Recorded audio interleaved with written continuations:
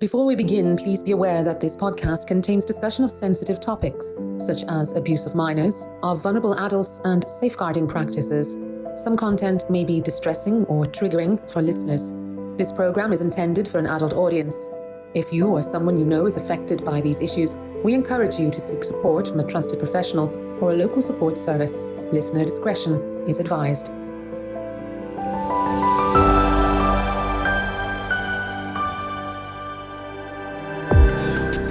Welcome back to this sixth episode of Inside Safeguarding, the official podcast of the Pontifical Commission for the Protection of Minors. From Rome, I'm William Roberts from the Commission's communications team. Each month, we bring you a reflective look at the Commission's work, conversations on safeguarding as they evolve, and a deeper insight into the wider challenges facing the Church today. This month, we turn to a gathering that has marked a significant moment in the Church's ongoing commitment to the protection of minors and vulnerable adults. The international workshop Building Communities That Safeguard Dignity, held in Rome from the 17th to the 19th of November. Over the course of 3 days, religious leaders, safeguarding practitioners, and representatives of the Roman Curia came together to examine how safeguarding can be more deeply woven into the life, spirituality, and daily rhythms of religious communities. A clear central focus of the workshop, genuine safeguarding requires communities that hold human dignity at their core. The conference was held in the beautiful historic Palazzo Maffei Marescotti in the centre of Rome, one of the operational headquarters of the Commission. At the opening session, Archbishop Thibault Verny, Bishop Luis Manuel Ali Herrera, and Teresa Morris Kettlecamp offered words that framed the workshop's purpose.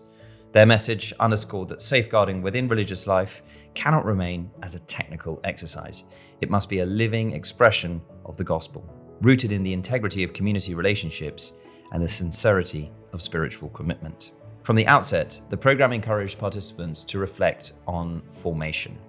How do young men and women entering religious life learn to recognize, prevent, and respond to harm? How can religious identity and safeguarding identity grow together?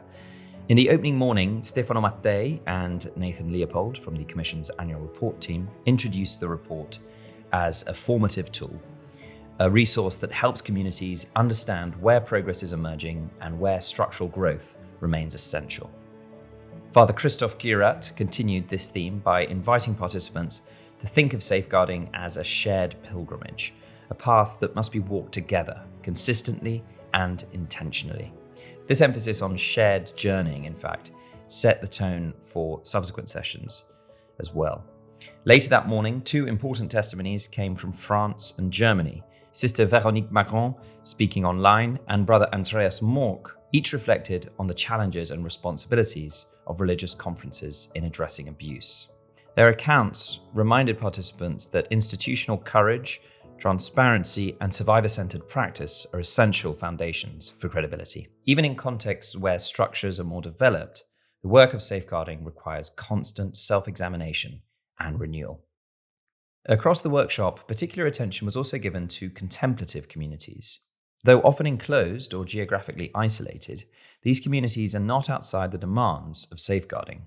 Sister Paola Panetta, alongside representatives from the Conference of Contemplative Communities of Kenya, illuminated the unique challenges and opportunities within monastic life. Their contributions highlighted how the rhythms of prayer, work, and silence must coexist with responsible vigilance and appropriate boundaries. The first day closed with a roundtable on sociological data.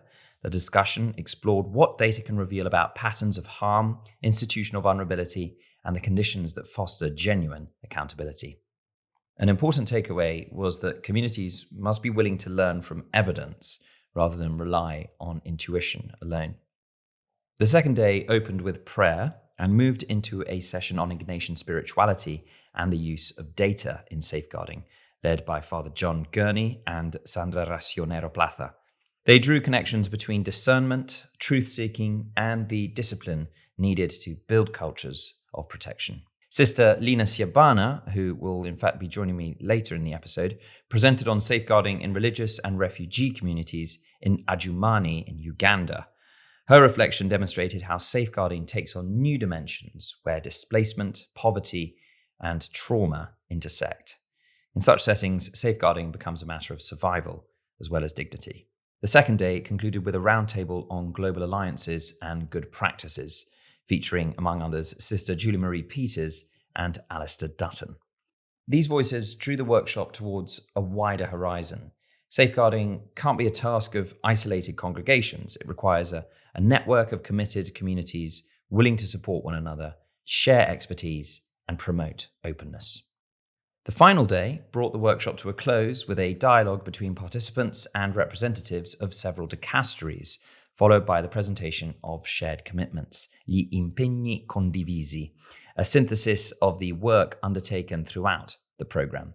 These commitments included strengthening formation, deepening collaboration among congregations, improving lines of communication with the Commission itself, and continuing to place survivors' experiences at the centre of safeguarding structures.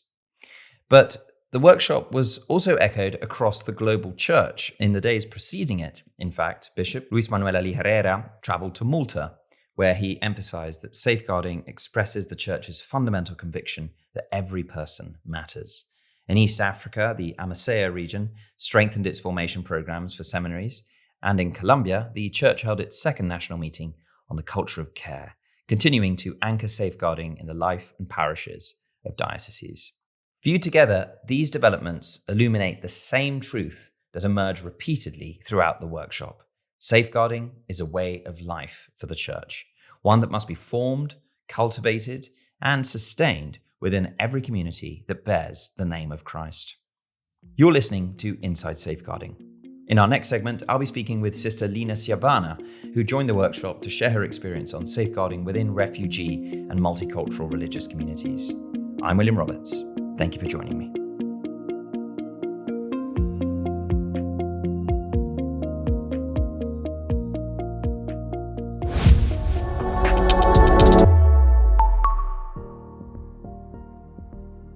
Welcome back to Inside Safeguarding. In this segment, I'll be speaking with Sr Linah Siabana, one of the missionary sisters of Our Lady of Africa, a mental health practitioner who spent recent years working in the refugee settlements of northern Uganda, offering trauma support and community-based safeguarding for the South Sudanese refugees and host communities.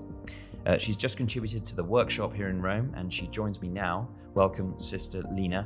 Could we please start off with an introduction on your behalf, and maybe for the benefit of our listeners, a little bit about your background? I am Sr Linah Siabana. I belong to the congregation of the Missionary Sisters of Our Lady of Africa, or commonly known as the White Sisters. I am working in Uganda as a psychologist at the service of the refugees from South Sudan, and also at the service of the religious men and women in the diocese in the line of mental health. Excellent. Now, Sr Linah, what does safeguarding human dignity in religious life mean to you?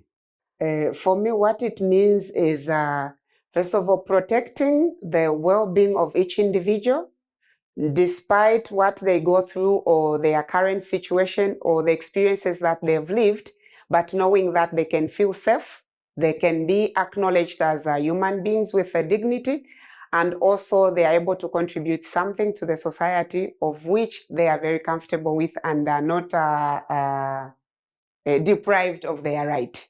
Mm. And what practical steps do you believe religious institutes can take to strengthen communities that genuinely protect and uplift every member? First of all, the communities have to take into consideration to look at, do they have the protocols for safeguarding, both for the people that they serve and the community as well. And then also acknowledging the vulnerabilities that exist within the communities, being able to embrace them, but also giving a response to what is it that can be done in order to help each individual member. And as there's diversity in the community, they may be from the same country or different countries, but to acknowledge that the differences that we have, or difference is a value, that what is different makes us also to understand that each person's contribution is very unique. Each person's contribution can be taken into consideration, and also letting the person feel that them being different is not a distraction, but it adds value to the life of the community. In your experience, Sr Linah, what are the most pressing mental health challenges faced within religious communities today? There's a lot of anxiety. People are living out of fear. of authority, at times of the overwhelming situations that are there and they cannot receive help. There's a lot of depression. There are also cases of attempted suicide because of their overwhelming mental situations. And then also we have issues where sisters have reached to the extent that they have to be medicated, so they are psychiatric patients. And then also we have in situations where there is violence, there is abuse physically, verbally, and psychologically. So with these elements at play, we have a lot of sisters that are declining at times to do anything. They don't want to contribute anything to the life of the community without the others knowing what is it that is going on with a sister. So there is a lot of loneliness and also addictions. And what would be the best way, in your opinion, to deal with this, to confront these issues? The best way to confront is for the congregations to be aware that this is a reality. Mental health is an issue that needs to be addressed. Therefore, we need to have awareness workshops on mental health, and then also communities taking into consideration the importance of therapy. And then also creating systems within the congregation where they can channel certain cases. If a sister has issues, is there a system in the congregation that can help to journey with the sister who is in need? Or if not, outside the congregation, outside the system, are there possible means that can be used to help the person? In the case of Uganda, if I may be specific, we have a hub which has got a network of counselors from different congregations. And this is basically to be at the service of the religious for the sake of privacy, and also for them to feel at home, that they are able to share what they are going through, and they are able to go through therapy processes at a given time without stigma, without being judged, and without being discriminated. But the congregations have to look at it as an important aspect for the life of the congregation. Final question, Sister Linah, can you talk to us a little bit about the concept of obedience in consecrated life and whether this is a factor of risk for safeguarding? It is a risk factor depending on how it is perceived, because obedience in itself is a mission. We are sent. But then how I relate obedience, the obedience in line with authority, is also at another level. But what is important is when we look at obedience as a vow that helps us to live the mission in dialogue. When there is a sending, dialogue has to be there. I would like to send you here. What do you feel? Or how do you see this sending? Do you look yourself as competent to be there? What are your fears? To create a kind of dialogue where both parties, the superiors and the person who is being sent, live at the same level, not as something that is being imposed. Because when the sisters leave the aspect of obedience as something that is imposed on me, as something that I'm obliged to do, it loses its meaning. Therefore, people go into mission carrying the burden, I was sent to be here. But when it is taken as when somebody owns it, it means there's been a space where they've been able to dialogue. They've been able to express their fears in the mission. They've been able to express what they are capable of doing. And if they need to learn something in order to live in that mission, they'll be able to express that. But it needs a space where we are able to meet, where we are able to dialogue and share.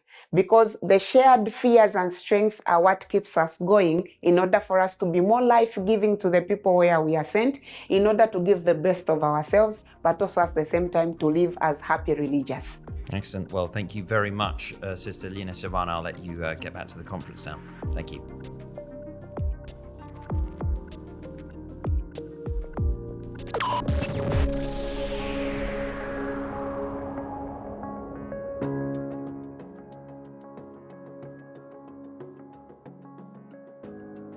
One thing that becomes apparent in listening to all these voices is that safeguarding really isn't the task of experts alone.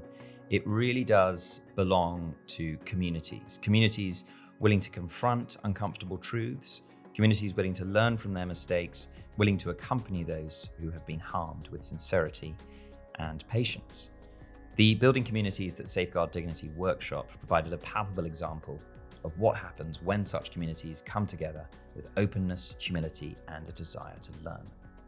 So before we close, I'd like to express my sincere thanks once again to Sister Linah Siabana for joining us during the conference. I think her clarity, her experience, and her commitment to communities living with profound vulnerability offered an important perspective on safeguarding in demanding pastoral settings. We're deeply grateful to her contribution to this episode.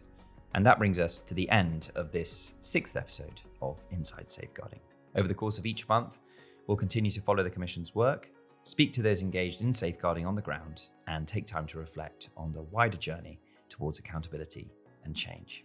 If you'd like to read more about the topics discussed today, or explore the Commission's latest articles and resources in full, you can visit us at tutelaminorum.org. You can also subscribe to this podcast on Spotify, Apple Podcasts, and YouTube, where future episodes will be published regularly. Thank you for listening and for taking the time to stay connected to these conversations. I'm William Roberts. Until next time.